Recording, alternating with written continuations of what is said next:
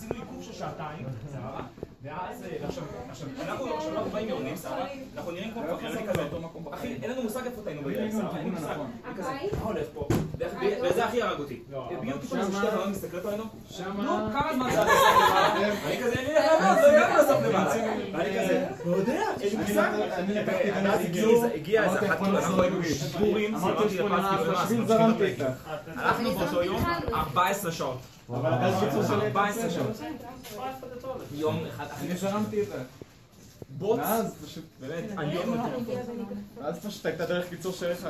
עשינו קצת אקסטרים אבל זה היה כיף. רציתי שוק, שמוע קשוח. עשינו שאת... לא, מלאני רצתה לטפס איזה הר. אז עזרתי לה לטפס את ההר. אני מתלוננת בסוף. אחרי זה גם עזרתי לה לרדת עליו. היה לנו שם, וואי. אני לא יודעת איך להגיד את זה. לא יודעת.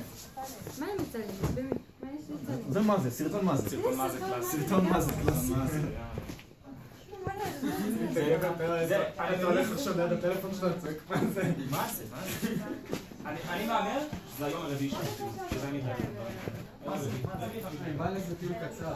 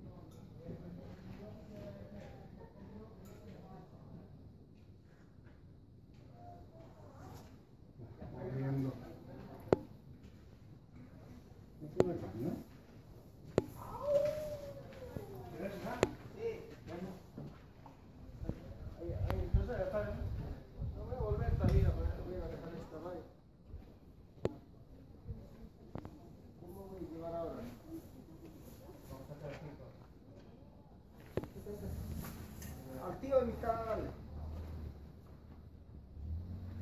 Puta, menos. Cada rato yo último siempre.